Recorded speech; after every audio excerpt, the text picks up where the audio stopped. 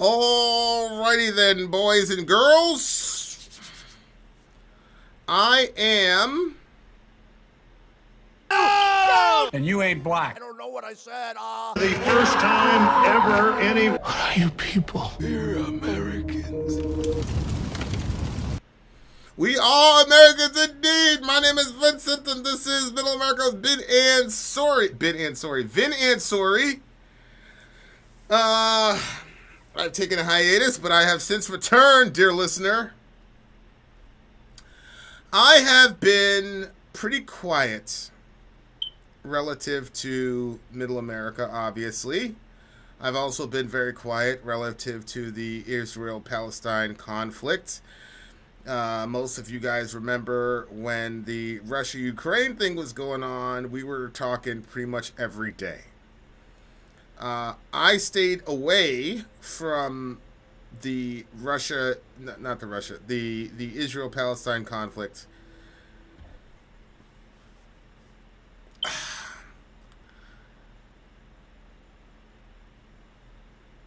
I think things were just too emotionally charged.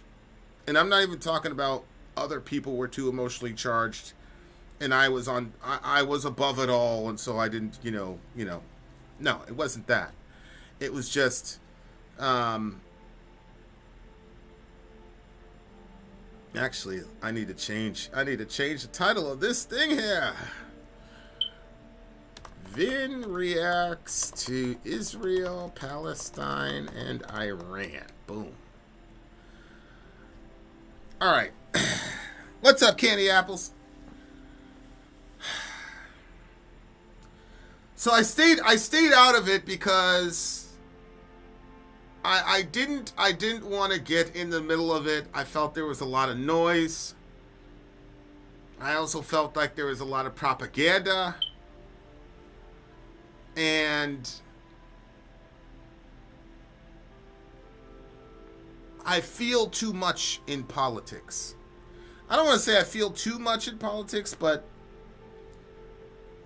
because I've seen a lot of this stuff up close sometimes, I almost feel like I have an obligation to watch these people suffering and not look away from it. Which is kind of a weird thing. It's kind of like a weird messiah complex, for real. So I stayed out of it. I didn't want to fight with my friends. I didn't want to hurt my friends. I've got a very nuanced view on things, and this particular conflict is a very much an either-or type conflict in the minds of a lot of people. So there were a lot of reasons why. But now I feel calm enough and introspective enough to where I feel like I can share my position. Not really my position, but my thoughts and my basic disposition on how things are going down relative to that situation. So let me say it this way. I was in high school when a girl entered our classroom and said, "Hey, Bill, a plane has just hit the World Trade Center." And she was kind of saying it with a little bit of a smile on her face. We were in class. I forgot the name of the class, but it was an elective class, and we were talking about the things that were important to us, literally, like what are the three most important things to you or whatever. And so we're in this class, and this girl goes and interrupts. She says, "Oh, there's a plane hit the World Trade Center, blah, blah, blah." And the teacher was like, "Okay, whatever, get out." And she's like, "No, seriously, like a plane." I'm thinking like a little Cessna, whatever. No, it wasn't a Cessna. She said a 740. I said, "What? A 740? Are you kidding me?" And God strike me if I'm lying. I said, "Fucking Bin Laden." That's what I said. And the kid next to me was like, "See, that's such a racist. What a racist thing to say. Shut the fuck up." So anyway, she's standing there, and the teacher's like, "Are you being serious?" And she says, "Yes, like it's in the resource room right now." If you guys don't know, there used to be this like stand where we would keep TVs on, and then you'd lock the TV. It's almost impossible to explain to you Gen Z people. But we all ran into the resource room and saw the second plane hit. And when the second plane hit, I knew we were at war. Everybody knew we were at war. And then we saw the buildings go down. And I was absolutely furious. Apparently there were eyewitnesses who said they didn't even see planes. That's ridiculous, Hunter. We saw the planes. There are people on the ground who saw the planes. We all saw the planes on TV. There were absolutely planes that hit the World Trade Center. But I remember seeing that. I remember seeing the building go down right in front of us on TV. And I remember being infuriated. Everybody around, the room was in pandemonium. I remember the girls were saying that the world is going to blow up. They were terrified. They were scared to death. At the time, I had a girlfriend in New York City. I was in Maine. So that whole helpless feeling of I'm in Maine, and then we heard about the other places where the planes went down, and I remember thinking to myself, like, this is a whole attack on our country, and I'm pretty sure I'm safe because I'm in Maine. Nobody's going to attack Maine, although the terrorists, pretty sure Muhammad Atta, went from Portland, like the Portland airport.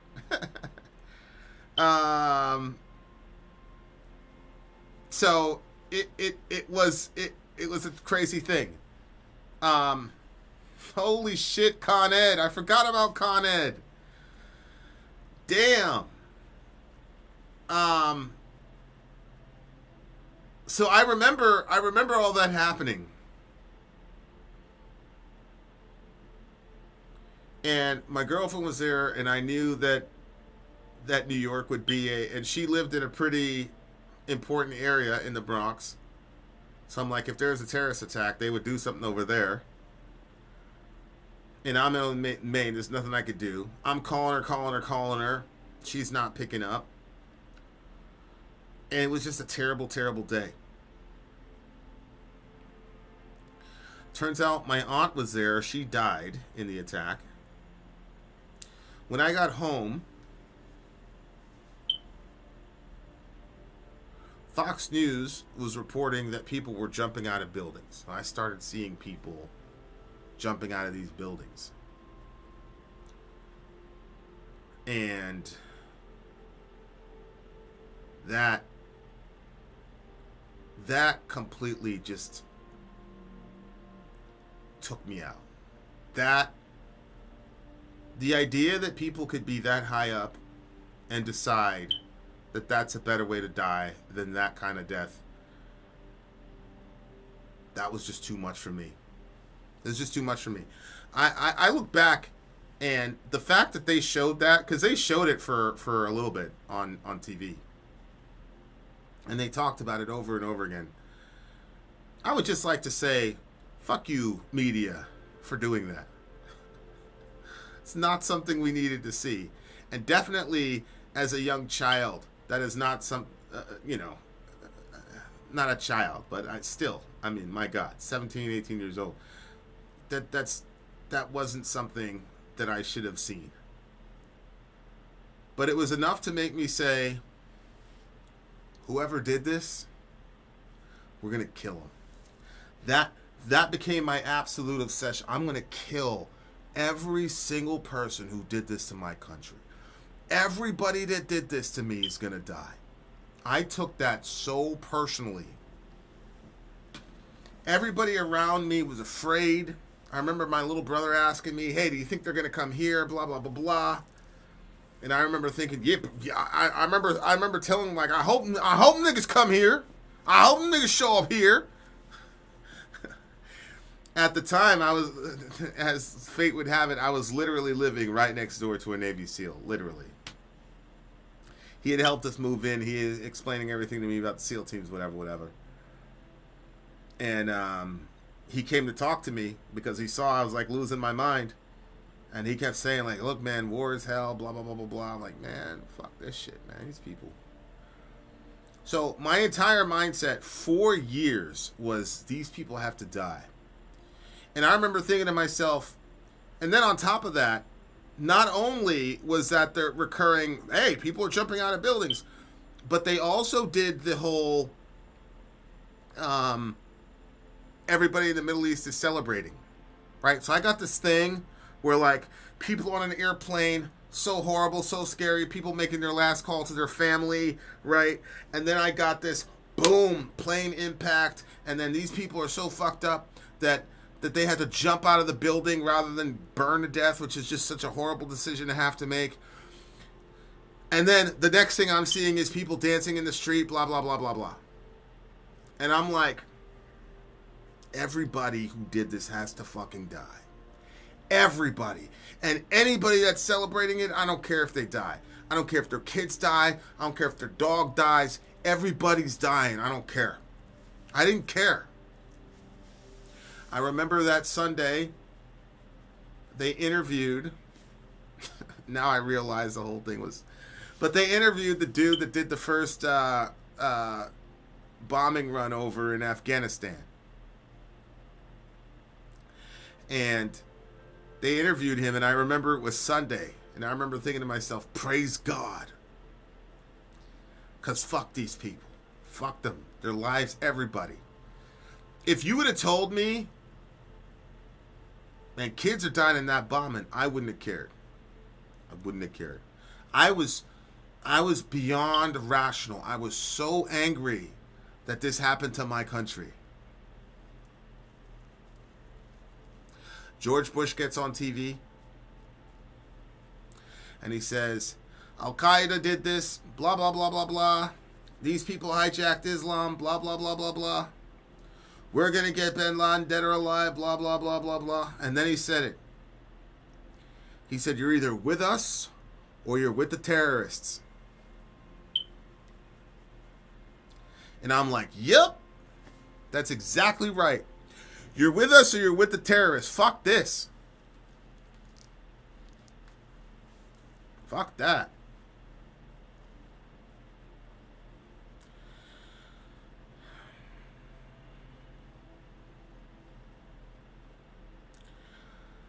Everybody talks about how horrible September 11th was.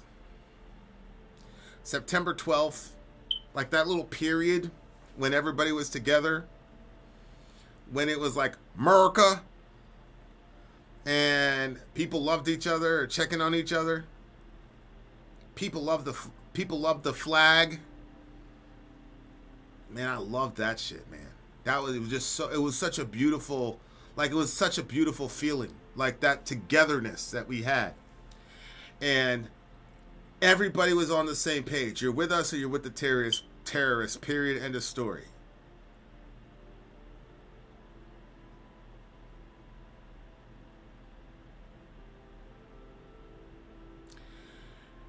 And then after a while, I started seeing articles. We went to Afghanistan,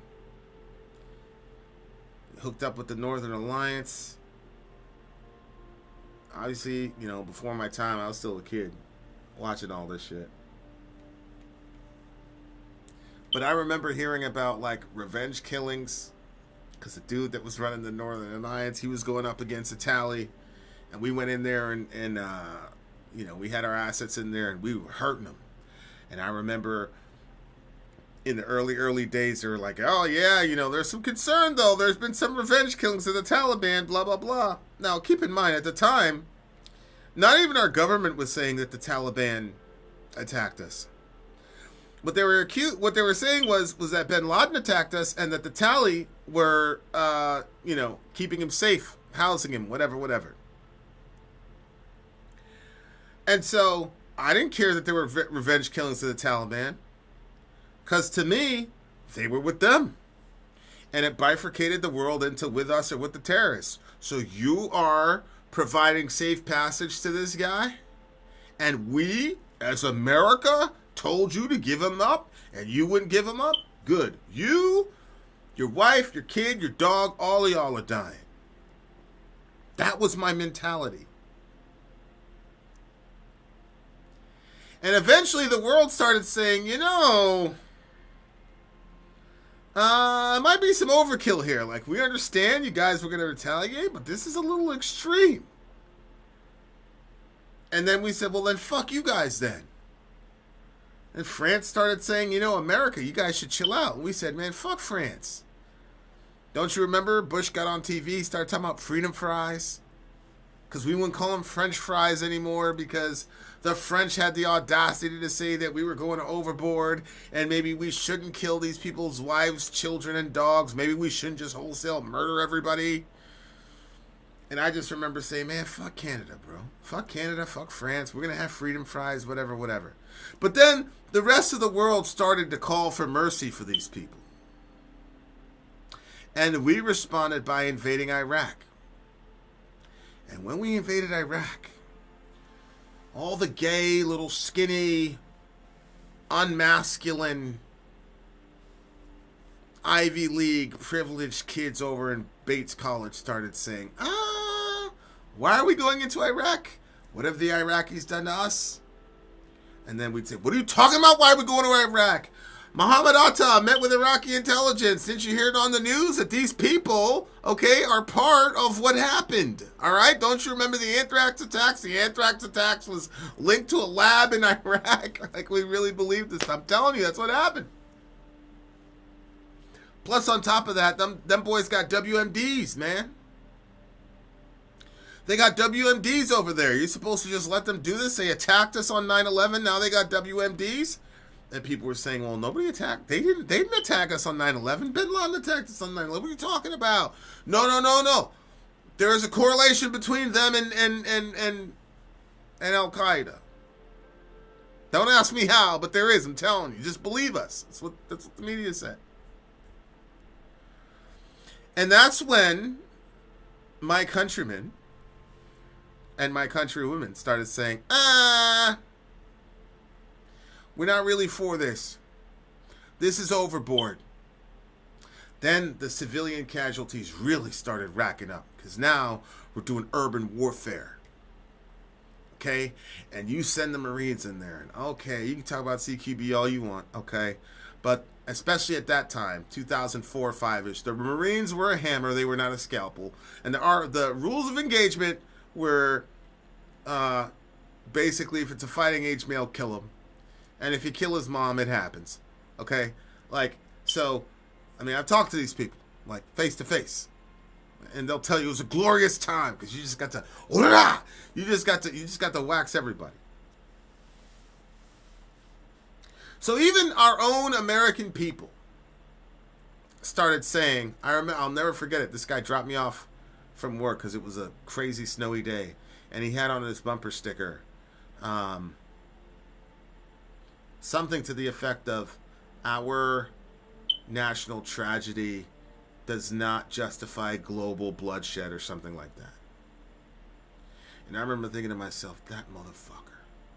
I just wanted to, how dare he say this?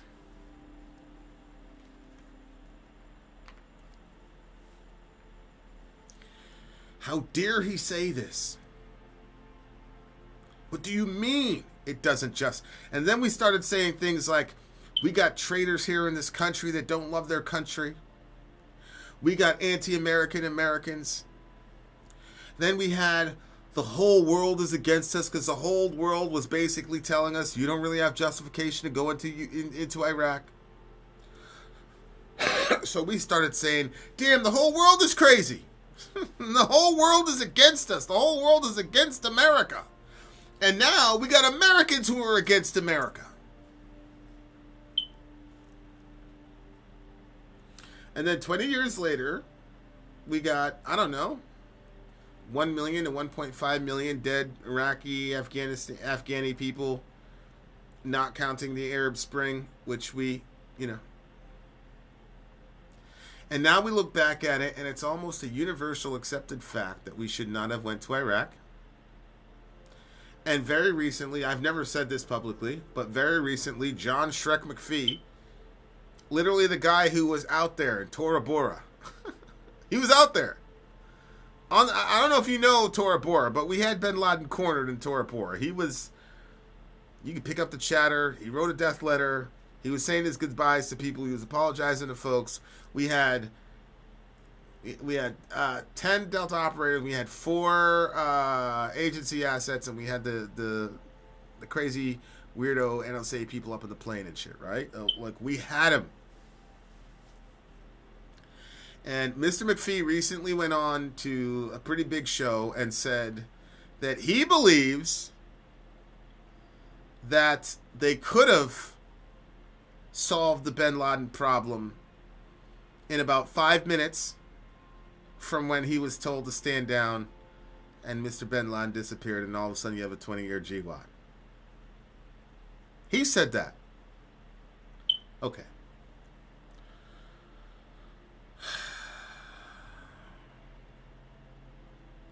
I woke up on October 7th.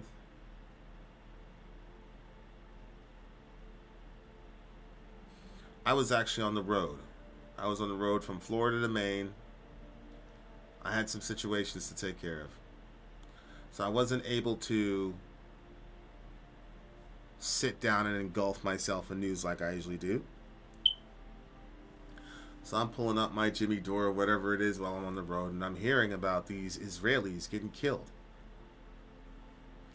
And I'm seeing this image of this girl with bloody sweatpants, and she's getting hauled into a car. Screaming crowd of people, nobody's helping her. I'm seeing this other girl in the back of a truck.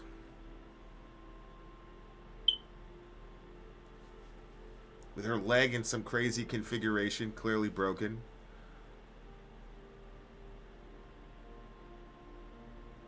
I'm not going to talk about it.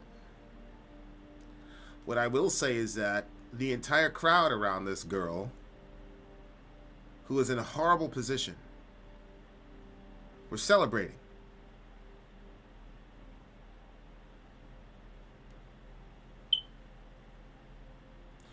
Later, I saw a video of a man in his 60s, 70s, running, but like running in slow motion. And he just got cornered and then just blew him away.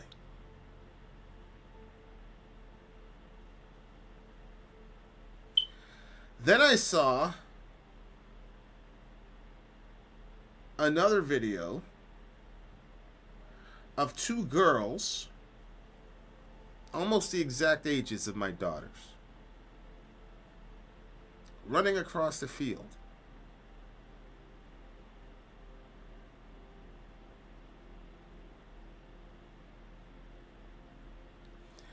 And they collapsed. And then I saw 2 fighters stand over them at point blank range, and with no mercy, they sent those girls into the next world.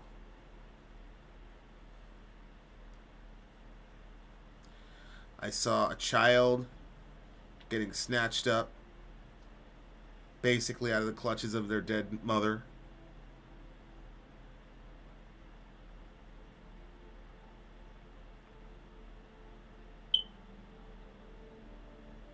Then I saw a normal Finkelstein, who's Jewish, by the way, and has parents who died in the Holocaust, or grandparents who died in the Holocaust. He said something to the effect of, there's nothing better than armed resistance in the morning, and basically talking about the glee of the dead, whatever.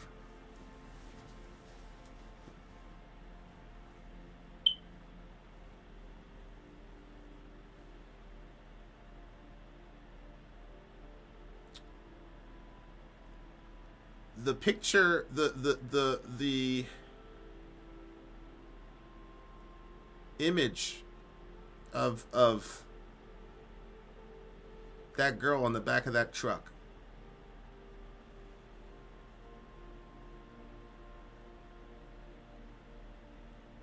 That's what really broke me.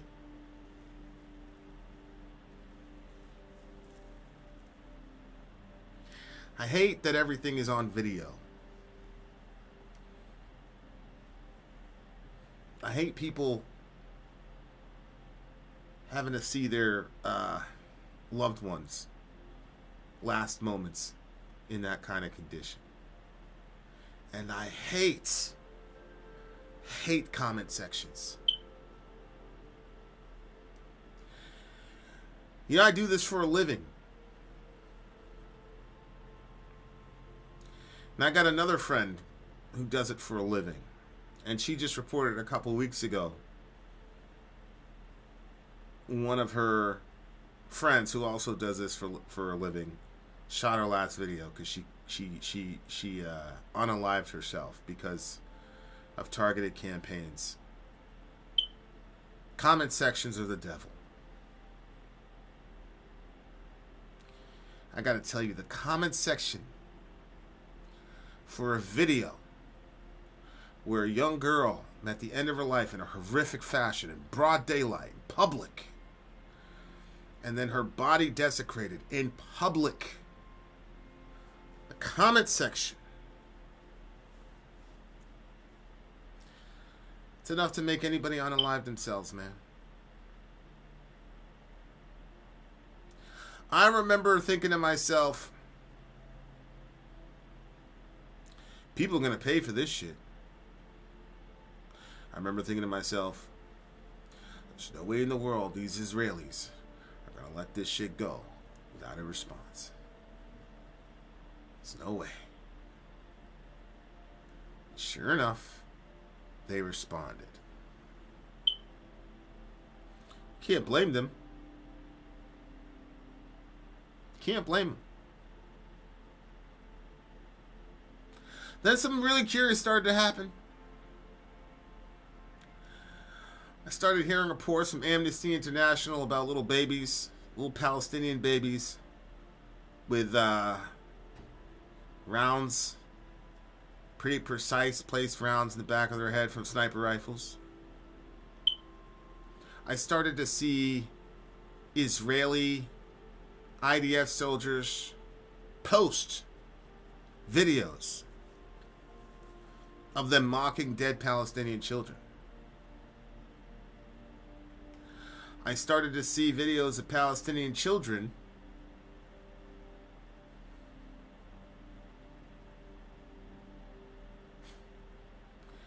little 8-year-old girl comforting her 6-year-old brother, whose parents were both dead beside her. And she was saying, stop crying, they want to see you cry.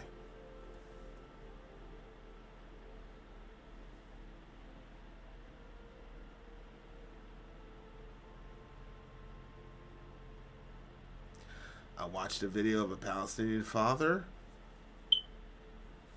talking to his child, saying, what's the matter? What's the matter? Ya Khalid. And the kid was dead.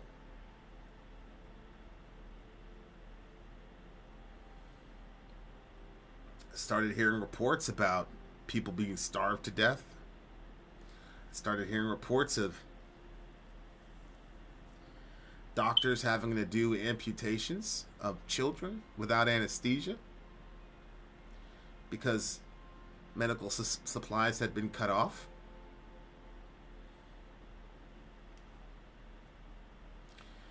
And then I continued to see Israeli soldiers and Israeli citizens mock Palestinian mothers, mock them for having dead children. I've seen skits of Israelis impersonating Palestinian women carrying dead children.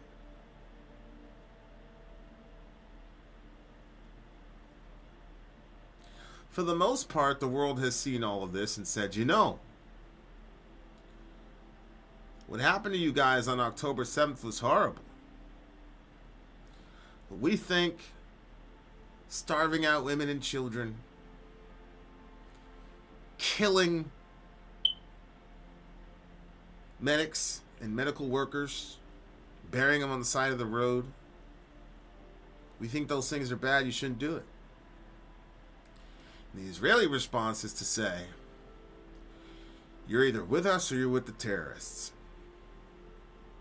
The Israelis are saying, we don't give a fuck.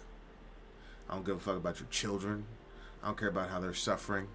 I don't care about how you get amputated without anesthesia. We don't give a fuck. You guys did what you did. You did it in broad daylight, and all of you celebrated, and not a single one of you said this is fucked up. So fuck all of you. Fuck you. Fuck your family. Fuck your dog. Fuck your daughter. Fuck all of you. Fuck your mammy. We don't care. And if anybody else has something to say, fuck them too. The entire world sat by and watched what happened to us. And now you guys are out here talking about what happened to them? Fuck you guys. Ham Israel Chai, whatever. If the rest of the world were to judge the Israelis for their position, I understand. But as an American who endured 9/11, I understand the attitude. I understand the attitude. Because that was the exact attitude I had after 9/11. They killed my folks. My folks died in a horrific fashion. They were civilians. They were not combatants. Then you guys celebrated it. There is no way that this is not going to go unanswered, and there is no way that this is not going to be disproportionate. And when it happens to y'all, we are absolutely going to mock at your destruction. For fucking sure. Because that's what you guys did to us. I understand that. Because that was my mindset. But I was dead wrong. My country, my president, did not tell me that we were doing things that made life unlivable for people across the world.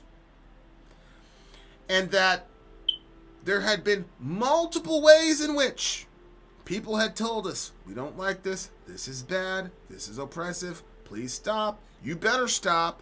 They cried, they yelled at us, they threatened us, and we gave them all the finger because we said, we're America, bitch. Y'all ain't gonna do nothing. And then somebody finally did something. Listen, like I said, I have an aunt that died in 9/11. But I'm not gonna lie to you, I didn't find that out till 10 years later. I was mad enough to kill just because it happened to Americans, period, full stop. If Mr. Bin Laden is responsible for what happened in 9/11, then his fate was sealed the minute Muhammad Atta got on the plane, man. There is no world in which that guy was going to be able to live and die a natural death. Fine. There are people that are harboring Mr. Bin Laden. They got to go too. Fine. But what the fuck does somebody in Mosul who is breastfeeding their child, what the fuck does she have to do with this conflict? Nothing. But my government took my love for my country, my pain, and my anger, and channeled that for their own purposes. And in the process, and I can't blame the government for this, stripped me of my humanity and my ability to empathize with my fellow man. And when the rest of the world, who understood that there was going to be a response, and also understood that the response was going to be disproportionate, when the rest of the world began to say, okay, enough, we turned around and said, anybody who's saying that is anti-American. And initially, they were not anti-American. They were just humanists. Or they were Christians. Or they were Jews. Or they were Muslims. Or they were secular Europeans who were saying this level of human suffering is not commensurate with what happened to y'all. So yes, the whole world got together, but it wasn't an anti-America parade. It was an intervention. But you could not have convinced me that those people were not anti-American, and you could not have convinced me that the gay, stringy little beta male Bates College students who were saying, why are we going to war? You could not tell me that it wasn't because they were anti-American and self-hating. But they were right. I got friends in Israel. I got Jewish people.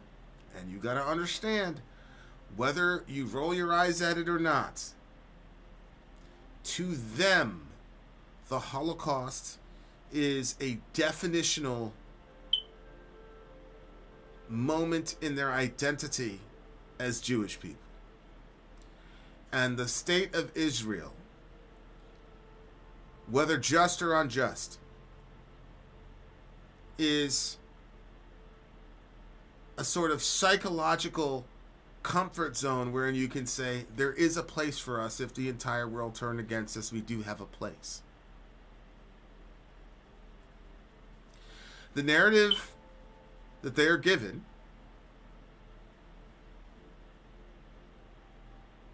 I hate to do this, but here we go. One of my problems with the trans community, the older trans community, was they would point out the suicidality of young trans children and teenagers and young adults. And it's without question the truth. During the election with Trump, and a little bit prior, they started using terms like genocide, bathroom bills are genocide, etc., etc. They would say, we're going to die in mass if Trump gets elected. These people are fascists. They want to put us in camps. They hate us. They want us all dead. And I used to get so furious. You can look back at my other videos, because I used to say to them, because suicidality is a very... I've lost 2, probably 3 family members to suicide. So I'm extremely sensitive to suicide and suicidality. And I used to say all the time, hey man, you guys got to stop using that language. Because you guys are the elders of your community. You can't tell these young, impressionable children that if somebody doesn't think that a biological male should be on a track meet, that they hate them. That if somebody has a conviction that, hey, listen, I can't do the pronoun thing. I just can't do it. They hate them and want them dead. Do you understand how dangerous that is to the mindset of a 13, 14-year-old who already believes the entire world is against them anyway? Why would you, as the elder, use this insane, alarmist language that you know isn't true, but that the 14 and 15-year-old does not know is not true? You know that you grew up where people misgendered you and you didn't jump off a bridge and neither did your friends. You know that. But they have not existed in a world outside of the internet where you can create these narratives and inculcate this into the minds of these young people. Dear listener, all of us are prisoners of the stories that we believe. None of us wakes up and comes up with an identity purely out of self-reflection.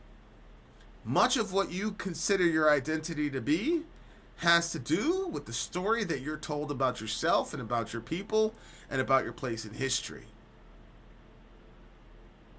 So when you put these young people in a narrative that says the entire world, even their parents and this president, everybody is against you, you then fulfill the fear of suicidality. When we were coming up, we had the It Gets Better campaign. Hey, it gets better. Hey, you're going to find your tribe. Hey, no, there's more people for you than against you, etc., etc., etc., etc. That was the message that the gay elders were passing down to the gay youth, the next generation of gay youth. It gets better. That was the campaign. So I was furious when the elders in the trans community were not giving them a "it gets better" campaign. It was, this is fascism. If I can't go to this bathroom, this is a genocide. Hitler did a genocide. They're going to put us in camps. Parents who don't use pronoun are hateful and horrible and terrible. Blah, blah, blah, blah, blah, blah, blah. I said, you've condemned these kids to death because you've trapped them in a story where the only recourse is suicide. Whether or not you think that a young trans person's actions are rational or not, you should think very hard and long about the story that they're caught up in. If you're a young Jewish person, or if you're a Jewish person post-Holocaust, the story is this guy tried to eliminate every single Jew in Europe. The rest of the world stood by and watched it happen.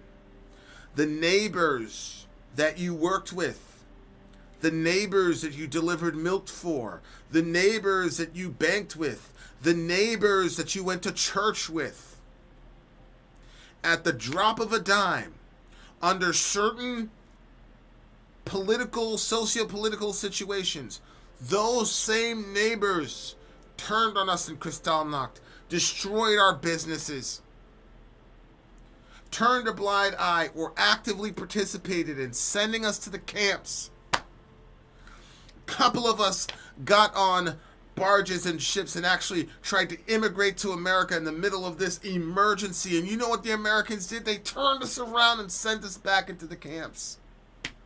Europe did nothing. Nobody did anything. They sat by and watched as we were systematically slaughtered.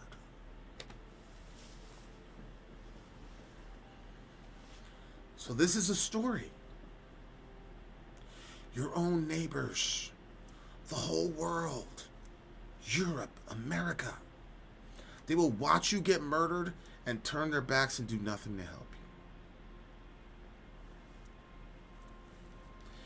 you. We're on our own, and if we don't defend Israel with extreme prejudice, we're going to be wiped off the planet.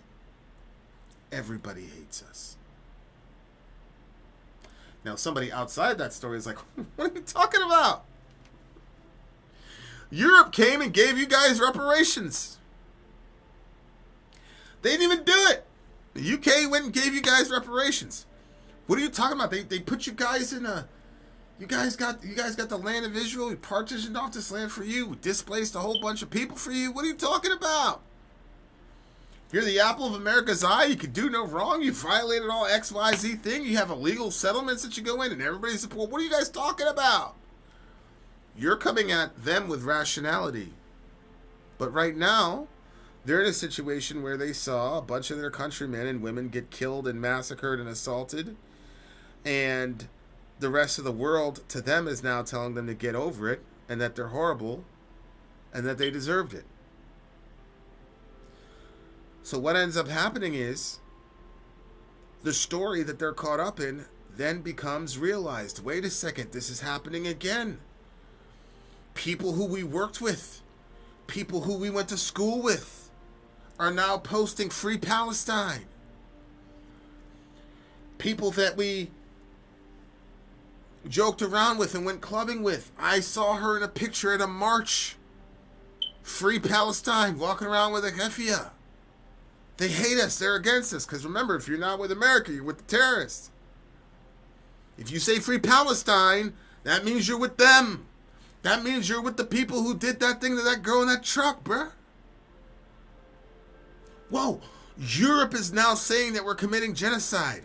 Whoa, we got to vote. Even people on the right now, who we thought were our allies, are now saying that we're committing genocide. It's happening again. So what do? We got to double down because these people want us eliminated. So we got to double down, and we got to break the will of these people so that they understand they can never do this to us again. Meanwhile, the rest of the world comes out and says, you are attacking these people disproportionately who cannot defend themselves because you are trying to break their will so that you can expand your settlements and take their property. And it doesn't help that you've got really horrible people getting on camera talking about the wonderful beachfront property in Gaza and how you're going to open up a big strip down there on the beachfront in Gaza and it's going to be great, and you're already doing land surveying and all the rest of it to take these people's land. That doesn't help. Dear listener, when you have Israeli politicians and they say these Palestinians are Amalek. Now, if you don't know what that means, it's not a very coded terminology. In the Old Testament, God said, annihilate the Amalekites. Leave none of them alive. You guys know those passages. The Harem, leave none of them alive. So when you have somebody in 2024 looking into a camera and saying these people are Amalek, then yes, people are going to say that you're genocidal. Now, that guy, I don't know who he is. I don't know what he's on. But again, I understand Israelis saying, I don't give a fuck about you, your family, your kid, your daughter. I don't care how old she is. I don't care how young she is. I don't care about a night. All of y'all need to go. All of you need to go. I understand the sentiment. What I would say to my Israeli friends is, the world does not hate you. The world is staging an intervention in the very same way that the world at the opening stages of the Iraq War were staging an intervention. But let me tell you something.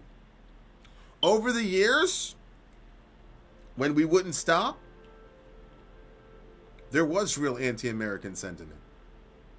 People genuinely began to dislike us. They genuinely began to hate us. They started saying, wait a second, why are these people going through the world as if they don't report to anybody? Why are these people going through the world and killing anyone they want and doing whatever the hell they want, and just because they're America, they get to do that? And then you know what happened? People started going, yeah, you know, they've done this, they've done this, they've done this, they've done that, they've done that. And anytime you look at a human being or a collection of human beings and look through their history long enough, you will find things to hate. You will. It's not difficult. So now, because this war has dragged on, I mean, to me, it's just one long, drawn-out massacre, to be honest with you. If you have a group that doesn't have an air force, that's a massacre. Period, end of story. If the group doesn't have an air force, then it's a massacre. Which is one of the reasons why, I mean, I know we've forgotten about it, but the Russia-Ukraine war is unconscionable. Those people don't have any legitimate air defenses to speak of. Which is why they were asking us for F-15s and all the rest of it. Which is why you know that we weren't really being serious. Because to this point, we've given them a bunch of fucked up weapons. But we haven't given them anything really to compete with the air superiority that the Russians have. So it's been a massacre for those poor people. That's the reason they're still snatching people, regular people off the street and conscripting them into warfare. It's a meat grinder over there.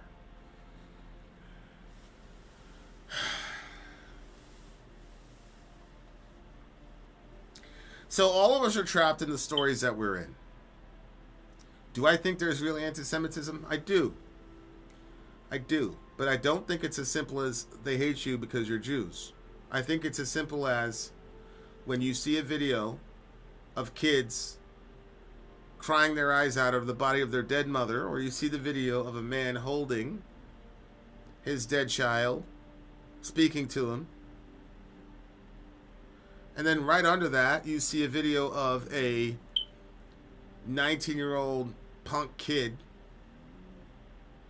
going through the drawers of somebody he just killed and then wearing their underwear on his head, knowing Islamic modesty standards,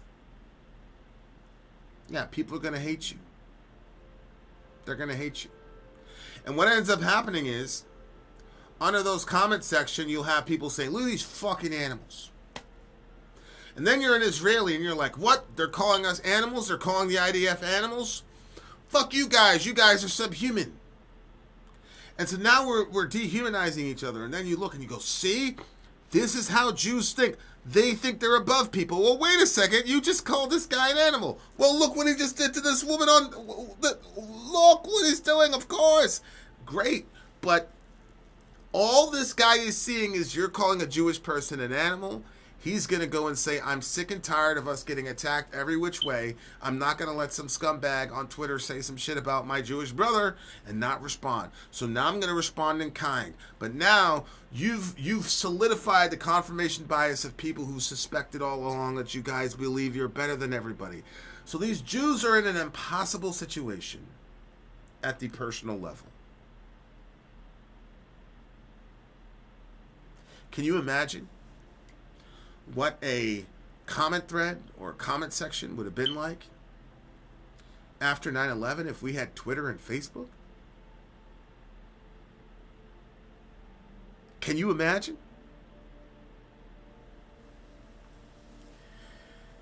Since October 7th, the equivalent of 8 million Palestinians have been killed. Meaning, if I were to take the population of Palestine and superimpose that onto America, the amount of people they've lost would be in the 8 million range.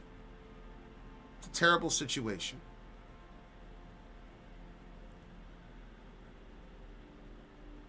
I would say at this point, it is clear, Israel, that you've gotten your pound of flesh.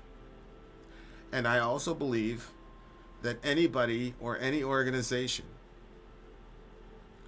that would ever have a charter or an ideology that says we're gonna initiate some sort of militaristic response to the Israelis for their expanding settlements, etc., I think they're going to be grossly unpopular. Because the fact of the matter is, Hamas, I would have more respect if y'all stood toe to toe and fought. But instead, you're fleeing and you're using asymmetric warfare, which is fine. It makes sense. The problem is, it gives bad actors on the Israeli side a war narrative by which to excuse, if not to the world, at least to their own citizenry, why they're killing civilians.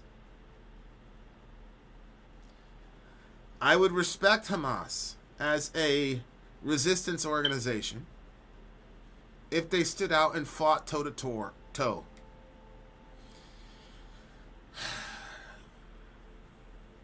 You know, in the early days of Iraq, we had some contractors and they took a wrong turn into Fallujah and they killed those boys. They dragged them through the streets, set them on fire, and then hung them upside down over a bridge in Fallujah. Now, at the time, we had Mr. Bush and we had Mr. Donald Rumsfeld. So there was no way in the world we were not going to respond. And boy, did we fucking respond. You know what we did? We sent out a group called Psychological Operations, and they dropped a bunch of leaflets. We said, we're coming between this time and this time. If you are a fighting age male in this city, you're absolutely, without variance, going to die. We're going to kill you. Every single fighting age male in this city is going to die by this and this time. We literally we sent leaflets out. And then we went and gun run and bombed the shit out of Fallujah and flattened it. That's not what we did.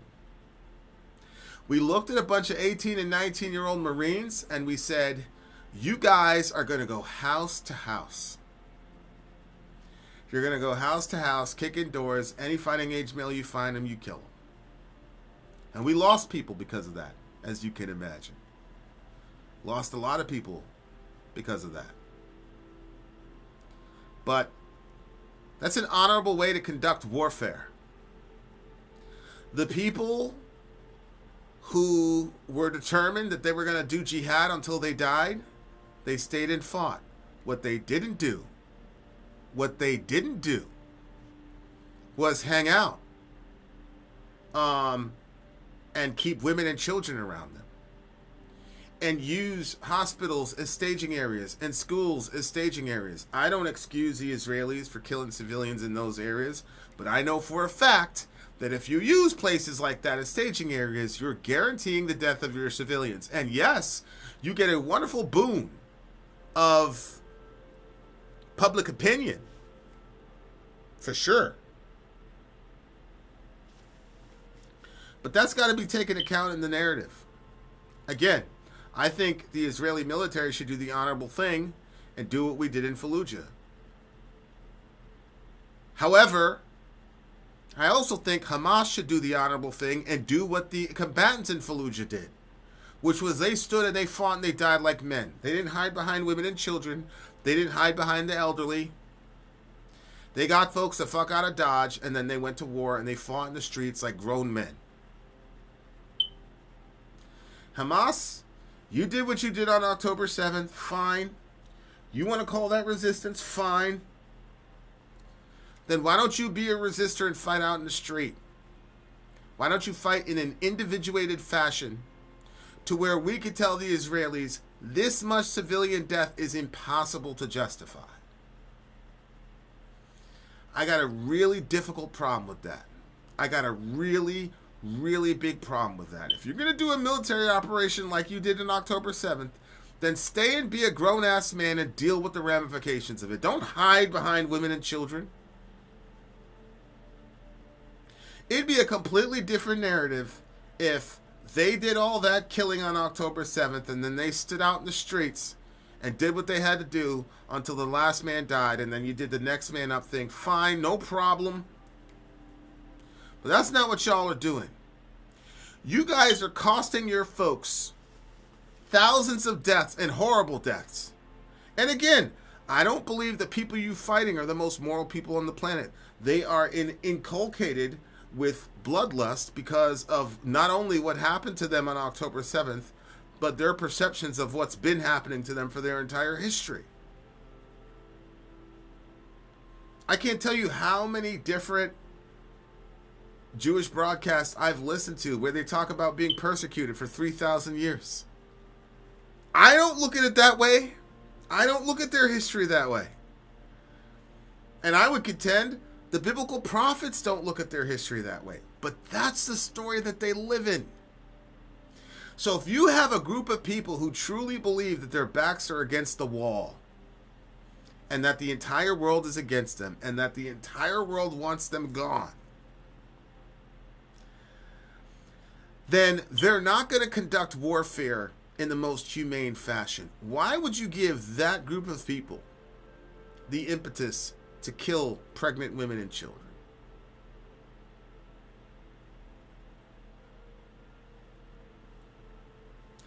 People are going to say that I'm justifying this. I'm not justifying this. I got a Palestinian shirt. I'm for the Palestinian cause. I'm also a broken, sinful human being. And I also remember how I felt after 9/11. And there was no Twitter and Facebook and all the rest of it after 9/11.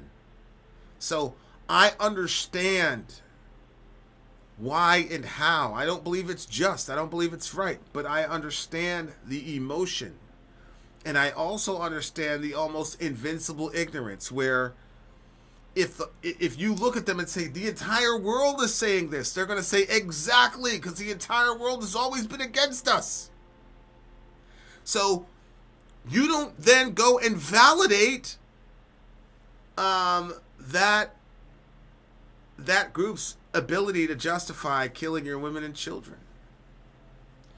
If you're man enough to go out and do what you did on October 7th, you should be man enough to stand toe-to-toe, shoulder-to-shoulder, and go to your deaths fighting the oppressor. That's what heroes do. This other shit that you guys are doing, you guys are playing asymmetric warfare games with the lives of women and children. If you make a decision to attack a decidedly superior foe than you, if you made that decision, then you have to know you're going to die. That there's going to be a lot of wholesale death. And it's either going to be you guys or the people that you're supposedly fighting for. The way that Israel is conducting themselves, in my view, is unacceptable.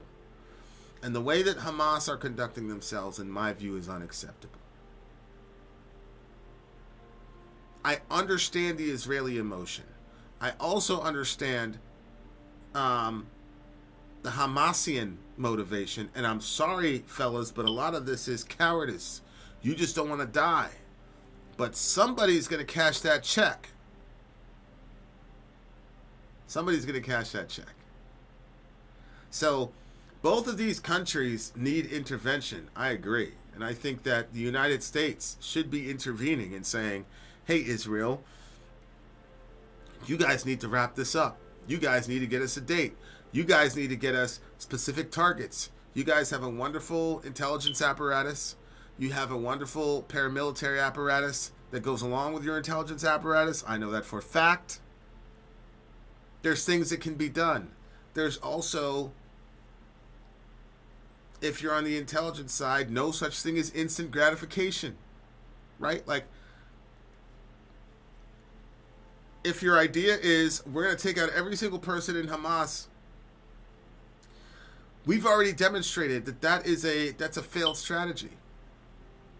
We significantly harmed Al-Qaeda after the death of their figurehead, bin Laden. After Zarqawi was killed, we significantly harmed his faction over there in Iraq. I said significantly harmed. Zarqawi's crew was devastated after he died. So there are ways of avenging these deaths and solving these problems without at the same time the massive human cost that is being incurred by the Israelis. But make no mistake about it, Hamas, they're not fighting with the honor, especially if you know anything about Islamic standards of warfare. This kind of warfare that guarantees the deaths of the people of Muslims that you're supposed to be protecting is completely and totally haram. I cannot argue that what happened on October 7th is completely and totally un-Islamic, and quite frankly, a lot of my favorite Muslim teachers are not even coming out and saying that. Fine. But the response of Hamas and the way that they've conducted themselves as war fighters in this scenario is absolutely un-Islamic, because it is guaranteeing the death of Islamic men, women, and children who are non-combatants, who the Mujahideen are supposed to protect. That's a fact.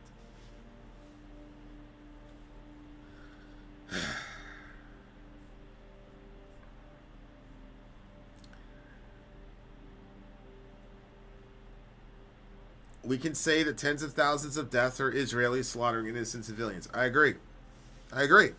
And I think that it's immoral, it's heinous, it's horrible, it's cruel. I also think the celebration of the death of Palestinian children and women is cruel.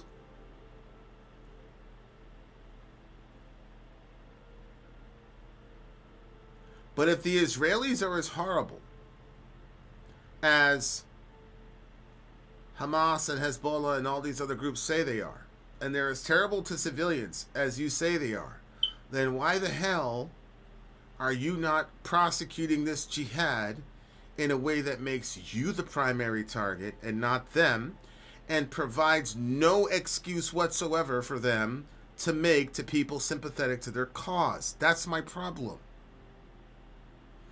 I understand the Israelis because they have power and anger, and I'm an American, and that's all we have on the world stage. But believe me, I have been immersed in Islamic thought for the better part of 10 years here, especially Islamic thought in the context of the Jihad. And this whole post-October 7th world is just really an extension of the GWOT. This kind of ethic is not something that's universal. As I said, those men in Fallujah, they stood and fought like men until the last man. They did. They cleared the women out. They cleared the children out. They listened to what we said with Psychops. They left people out and they stood up toe to toe. And they knew there was no way they were going to come out of that conflict alive. They knew it. But they made sure, for the most part, that the women and children were basically okay. So I'm sorry, I can't,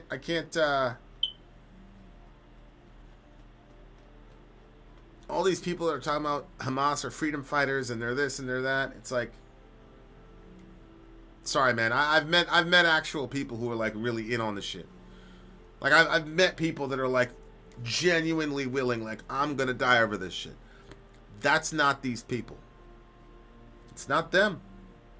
And I'm sorry man, I grew up seeing Yasser Arafat, and I grew up him talking about Intifada this, blah blah blah blah blah, and then seeing him in Paris, in his little loft up there in Paris, overlooking the fucking Eiffel Tower, while talking about Intifada this, Intifada that. Well, the folks in the PLO and the rest of those folks out there were just dying wholesale over there, in Jenin and the rest of them. Go look it up. I've seen this before with these people. That's not that.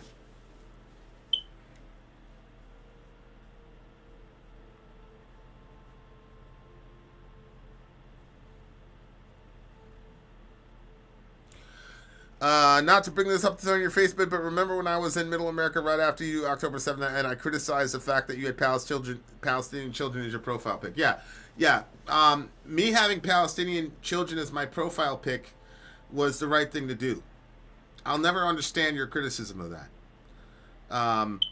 Of course, I should have had those children as my profile picture. I'll always have those kids in my heart. Listen. I am not saying that the Israelis are right. I'm saying they're dead wrong. I'm saying what they're doing is morally reprehensible. What I'm saying is, as an American, I understand it because I went through it myself. What I'm saying about Hamas is that I understand where they're coming from too. I understand being mad enough to kill people who you believe are your oppressors too. What I'm saying is, the minute you cross that line, you got to stand up like a grown man and fight those people and die. Period. You do not stand behind women and children. Can't do that. Can't do that. So, Hunter, I never really understood your problem with me putting up Palestinian children. I love Palestinian children. Candy Apple says, I look at an abusive relationship. Israel, once abused, has now become the abuser. I agree with that. Hurt people hurt people. I agree. And the propaganda that Israelis are given since they're born does not say, hey, we've done things that has inflamed the region and inflamed hostilities with our neighbors. They just recently, about a week or two ago, expanded more settlements into the West Bank. So while we're focusing on Gaza, they're expanding settlements into the West Bank. That means illegally taking over other people's property. There's a reason those people hate them like that. What I'm saying is, if you're going to strap up and do some shit like you did on October 7th, if you're man enough to run down a bunch of 15, 16-year-old girls and shoot them from point-blank range in the face, cool. But stand up like a man and die when it's time to go die. Don't fucking hide in a hospital and fucking have a staging area by a school. That's my problem with Hamas. And I am certain that there are grunts on the ground in Hamas that are willing to go out and die on the street like you're supposed to in jihad and Islamic theology, but their leaders are not allowing them to do so because the fact of the matter is their leaders want there to be civilian casualties at the hand of the Israelis for propaganda purposes. I'm going to say that again. Anybody who's ever been in intelligence and knows about warfare knows how this shit goes. Dear listener, I promise you, there are dudes on the ground in Hamas, Hezbollah, whatever you want to call it, that are like, yo, I will go outside right now and stand up to that tank and put a bunch of RPGs in there until I'm dead. Let's go. I'll fight and die in the street. Let's get away from this place as a staging area and let's fight like men out in the street. And I promise you their leadership will not allow them to do that, because the death of these Palestinian children and these women is wonderful propaganda material.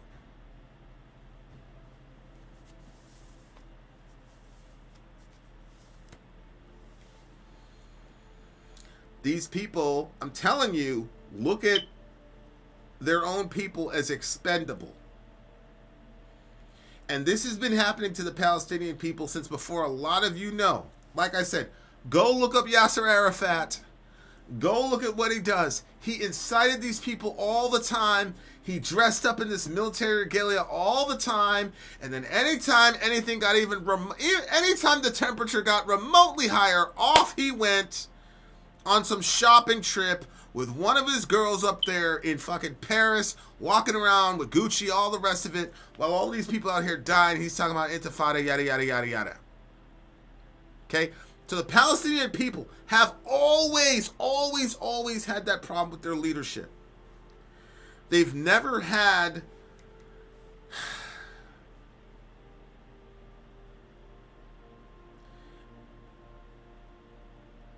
There are too many foreign elements within Palestinian leadership that are not indigenous to the land and suffering of those people. I'll put it that way. I'll say it that way. And that's one of the reasons that they can't accomplish their goals, is because there are way too many hands in the pot in their leadership structure. And yes, there's money involved with Qatar, blah, blah, blah, blah, but their leadership has always had a massive foreign element. And this is one of the things that happens when a group of people are held as perpetual refugees and don't have a national identity. It makes it very easy for a guy like Yasser Arafat and the rest of them to command leadership over those people. And we know that to Benjamin Netanyahu, Hamas does function as controlled opposition. And I'm not going to get into the particulars, but the Israelis don't have issues sacrificing their citizens on the ground either. Don't get that twisted. Do not get that twisted.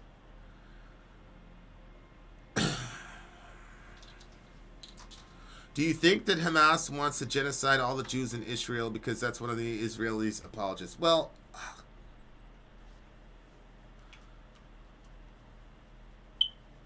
I do not believe...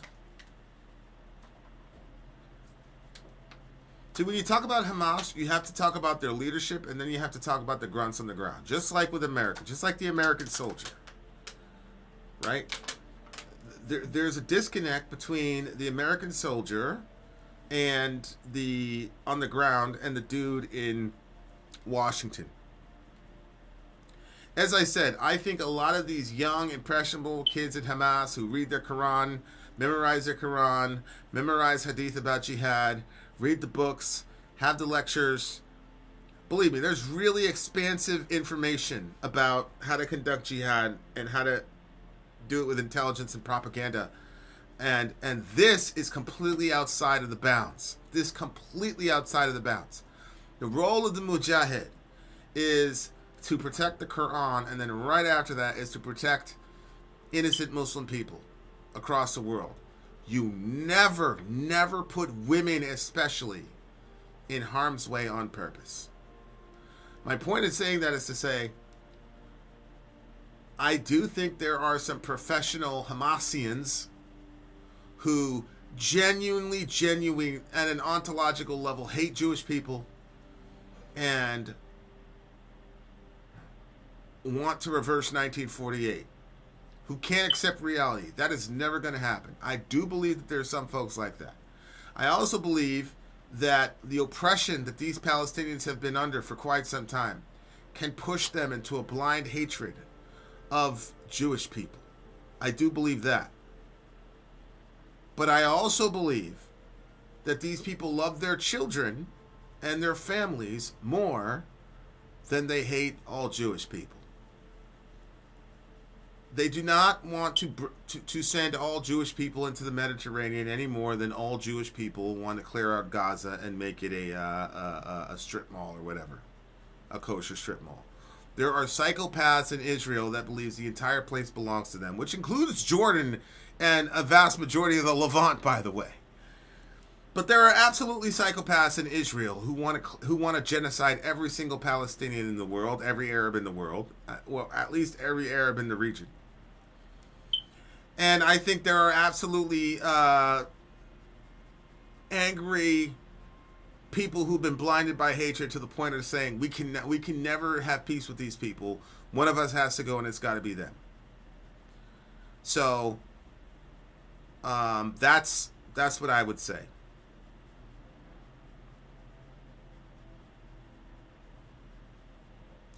I don't think that you can say the entire nation is a synagogue of Satan. I think the synagogue of Satan that Christ was talking to was in specific reference to Jewish persecutors of the nascent Christian church who were about to be destroyed by the Roman military in 70 AD. I'm not really certain that the term synagogue of Satan can even be applied to modern Judaism, because this current iteration of what we're calling Judaism is completely different than the Second Temple Judaism of Jesus' day. So I might be a bit overly nuanced here, but I'm not certain that you can make reference to them as a synagogue of Satan. Furthermore, there is Israel, by and large, until October 7th, was by and large particularly secularist. I mean, they were like the number one place for the LGBT community for parades and all the other types of debauchery in the world. So it's not like they were the hyper-religious center of Judaism like they were during the Second Temple period when Revelation was written.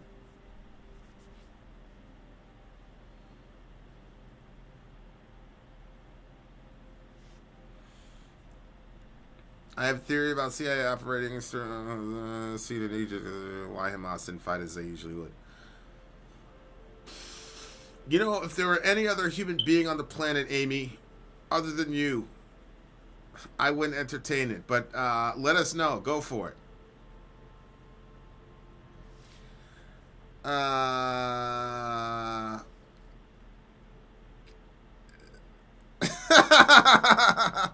We never change smoke detector batteries, man. That's going to happen. It's just going to happen. What did you think of the 12-day war with Iran just recently? Yeah. Listen, man, we killed Soleimani. You can go back and look at the Middle America tapes. We killed Soleimani. Everybody's going crazy. This is going to be World War III, blah, blah, blah. I said, nothing of the sort is going to happen. They're going to shoot a rocket at us. It's not going to do anything. They're going to do that to save face, and then they're not going to touch us because they don't want any smoke with the United States of America. That's what I said. You can go back and look at it. We bombed the Iranian sites, whatever. Everybody's like, oh, it's going to be World War III. I'm like, man, you guys just got to calm down. They don't want no smoke with us, man. They don't want any smoke with us whatsoever. The Israelis obviously want us to go to war with the Iranians, and there are elements in the country that, for whatever reason, I mean, listen, you gotta understand this, Hunter. Since I was a child, I've been hearing that we need to go to war with Iran. Since I was a child, like I'm talking about 6, 7 years old, when I'd sit with my mom past bedtime, and she'd let me if I would watch the news with her. I was hearing about how we need to go after the Iranians. Okay? So, for me, I'm like, I don't know, man. I'm good. The Israelis obviously feel threatened by them. Let the Israelis handle them. I don't really feel that we need to get into the middle of it.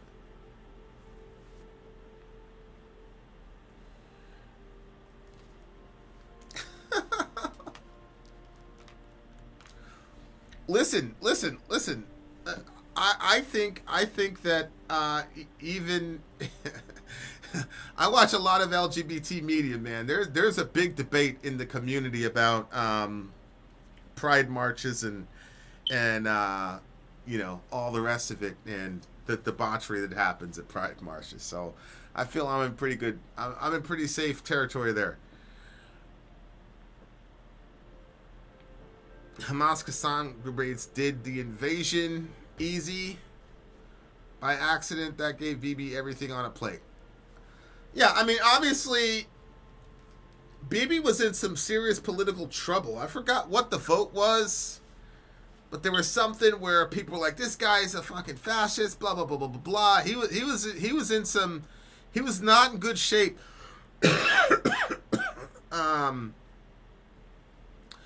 Around October 7th. When people talk about when people talk about CIA, or they'll say the government did this, the government did. I know Amy knows this, but like, especially with a country with a bureaucracy as large and as bloated as America, especially when you have a democracy where you have a new executive every 4 to 8 years.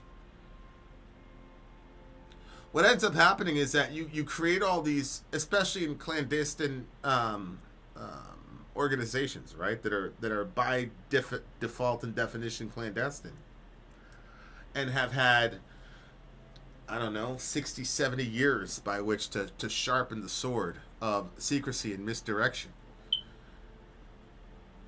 When you have an organization like that, and you have executive leadership that changes every 4 years, the inevitability of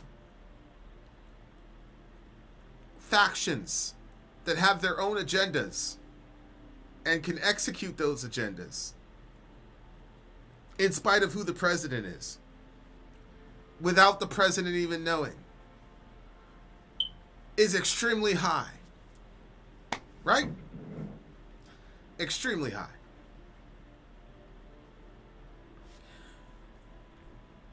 Do you think Israel was justified in attacking Iran on June 12th?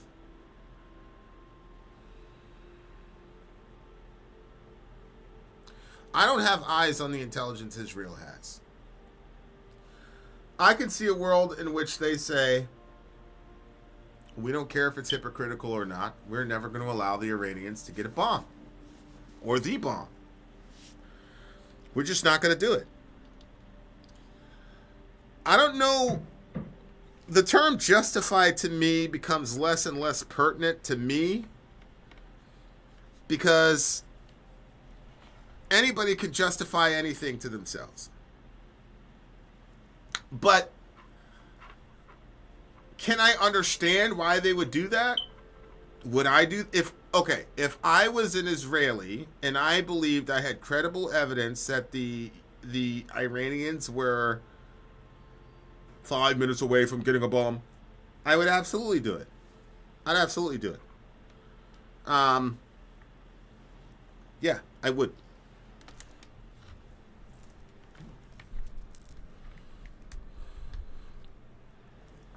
I mean, you got to understand, Israel is the size of New Jersey, right? Like it's a little strip of land, so it's not going to take much to get rid of them.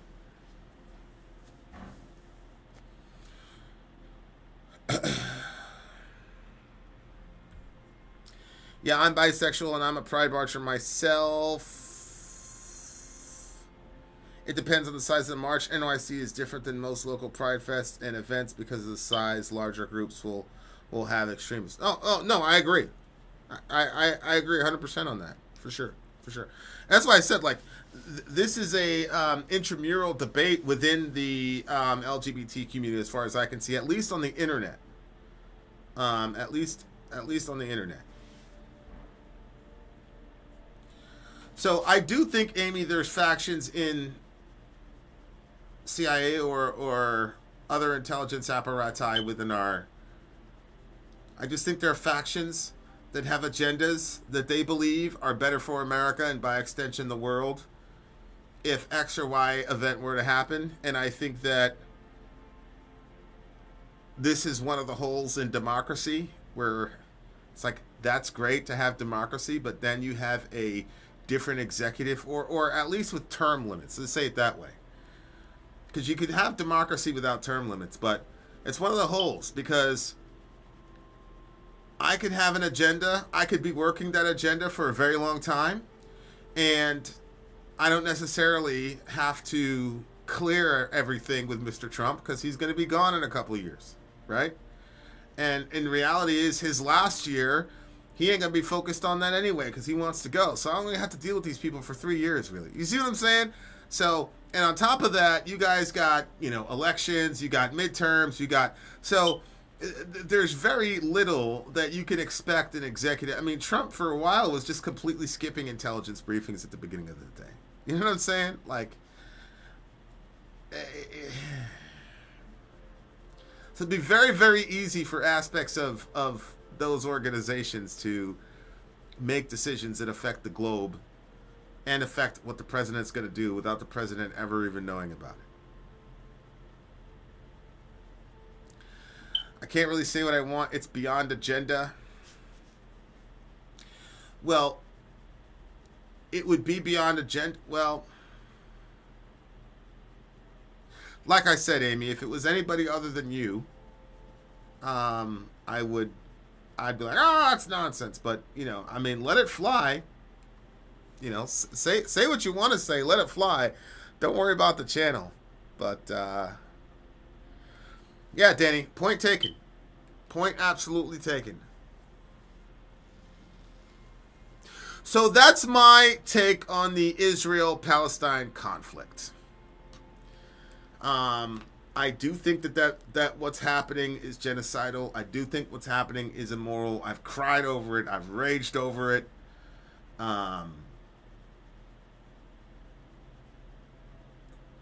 I've lost friends over it. I'm passionately on the side of justice. I'm always going to be on the side of the underdog. Simultaneous to that, having listened to a bunch of Jewish media, the narrative of the Holocaust, whether or not, and it's so fascinating because I understand this as a black person in America because we have a narrative, right? We have a narrative of why we're here, how we got here, and how white people respond to us, and nobody understands how we respond to those things because they haven't had those experiences, right?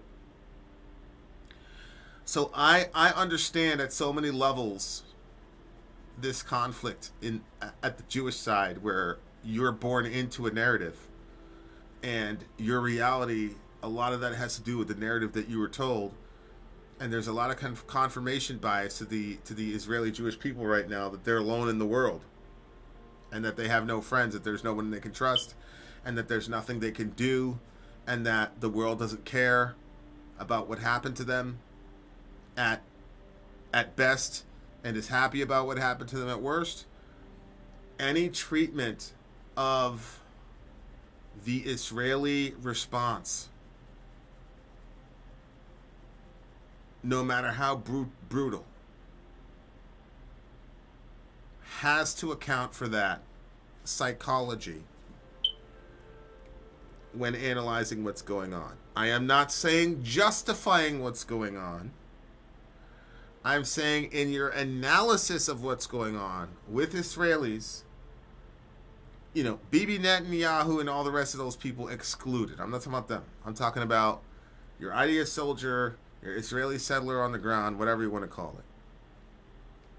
Any analysis that doesn't take the overarching meta-narrative that they're caught up in, I'm not going to say it's a dishonest analysis, but it's not going to be a complete one, and you're going to miss a lot of explanatory power. You could just say, these are just inhumane, Jews are just inhumane, horrible people. You could say that. You could say that as a hypothesis, whatever. You can.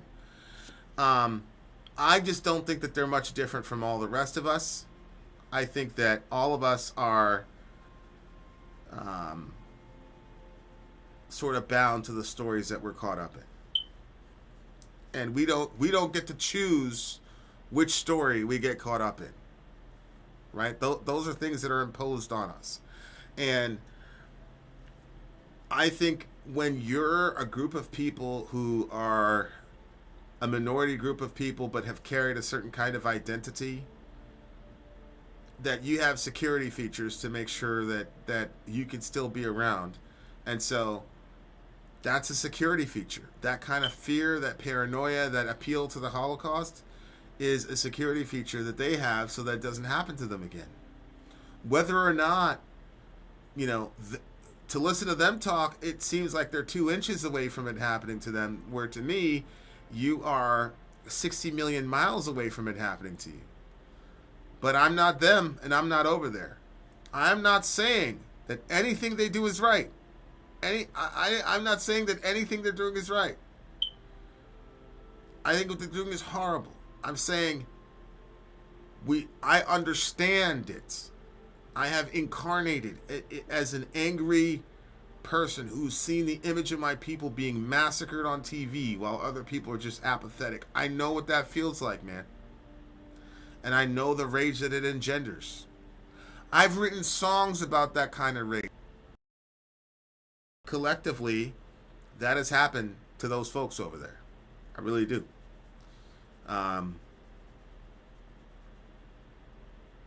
Those images in October 7th were unforgivable. What happened to them girls was unforgivable.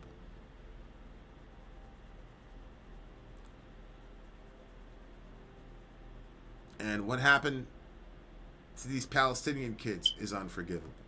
And what happens to Palestinian aid workers was unforgivable. And what has happened to Palestinian women is unforgivable. So I got 2 groups of people who are next door neighbors and who are genetically linked, who have, on tape, committed horrible, unforgivable acts against one another. And then representatives from each of those groups have gone down and validated those horrible attacks.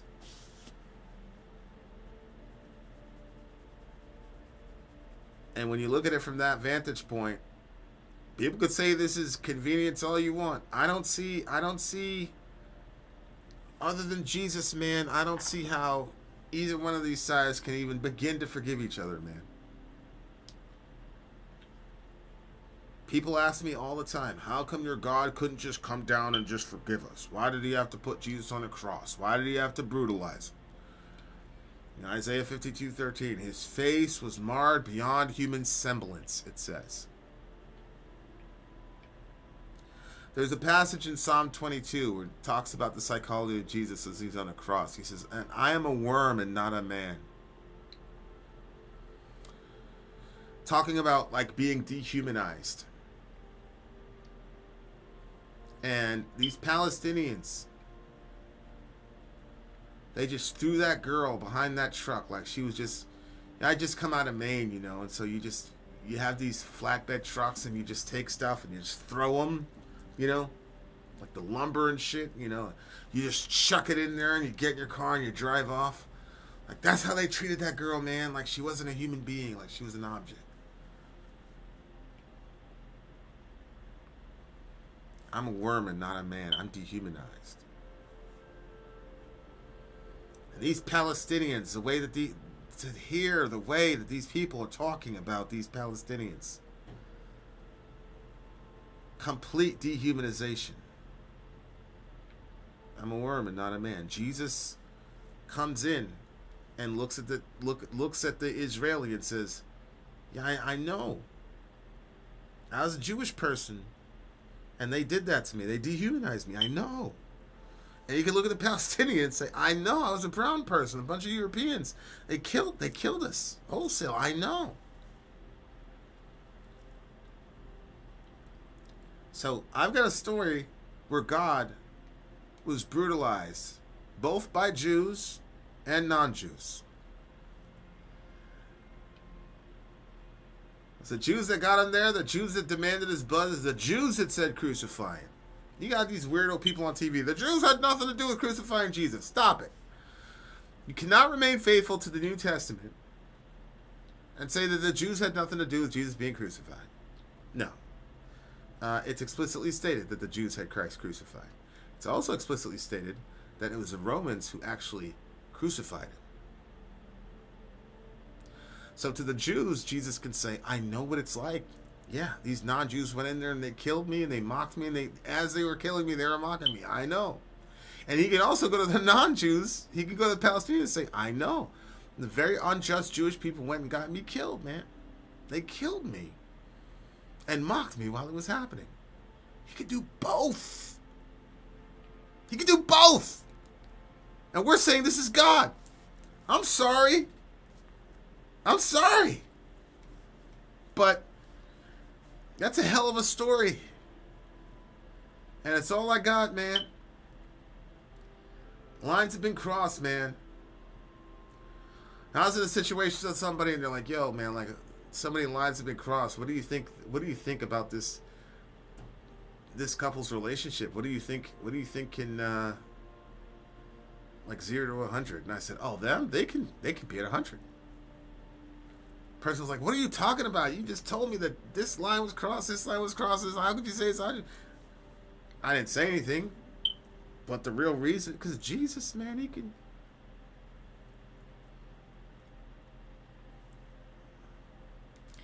Ephesians says he's torn down the dividing wall of hostility, just making the two one, and so ending the hostility. That's what it says. Ending the hostility. So I got a person that was brutalized and mocked and murdered by both sides, that has the ability and the right to offer forgiveness to both sides.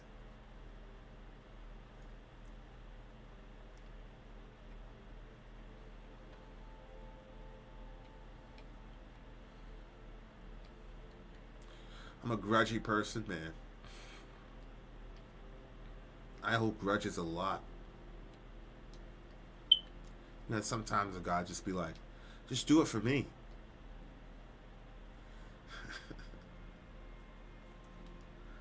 Just do it for me. How can I say no to you? Can't say no to you, man. I'm not going to do it perfectly. But I can't say no to you. So that's all I got. That's all I got. That's the only way. Too many lines have been crossed, and it's been immortalized on TV and in the internet. The things that we've said to each other cannot be unsaid.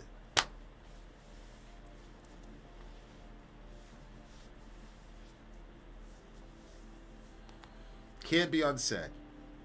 And that's one of the reasons why I shut my mouth and did not talk for a very, very long time. All right.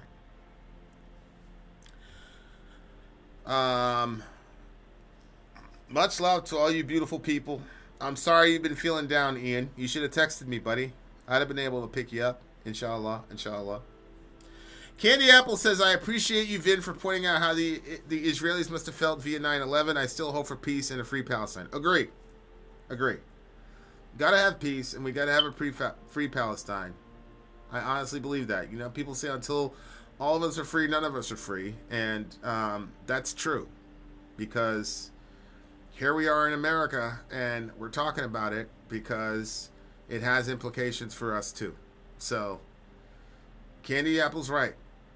You know, at the end of the day, we can understand people. We can understand people. We don't need to justify people, but we do need to understand people. And isolating the Jewish people from the community of the world is going to do us no good. People say, oh, you guys are the new Nazis. Well, let's learn the lesson from the Nazis. The German people did something very bad in World War II. The entire world said, look what the fuck you did. Look what you guys did. And the entire world isolated them. And it metastasized into Nazism. So if you believe that the Israelis are Nazis or borderline Nazis, then we more than ever need to extend as much understanding to them as possible Isolating them from the world stage is not the solution. Isolating your pro-Israel and Jewish friend is not the solution. Validating a meta-narrative. I think the meta-narrative is wrong. But violating the meta-narrative that the entire world is against them and the entire world wants them wiped off the map is not helpful to anyone. So, that's what I would say. I think that we can make a difference in the way that we engage each other, in the way that we talk to each other, in the way that we frame these situations. We can acknowledge the Jewish pain and the Jewish cautiousness based on their recent history. And we can simultaneously recognize the human rights and the dignity of every Palestinian child, women, and men. We can do both. We can do both.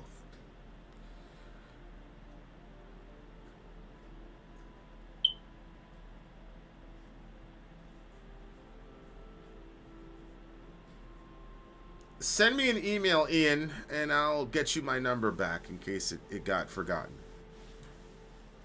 All right, guys, I am out of here. Thank you guys for listening to me. Much love to all you beautiful people. Love your neighbor. Take care of each other. Middle America, we are the media. Till next time, guys, I'm a gone.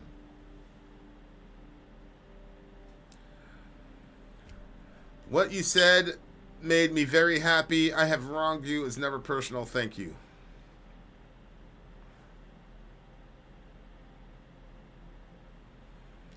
I love you, Amy. Don't worry about it. You didn't even have to apologize, but I appreciate the fuck out of you for apologizing, but I love you to death. Chef's kiss. All right. Night, Candy Apple. Night, Ian. Ian, send me an email, buddy. You should send me a text. Send me a test text. If I really don't get it, send me an email. I'll try to help you. Would you wear a kippah?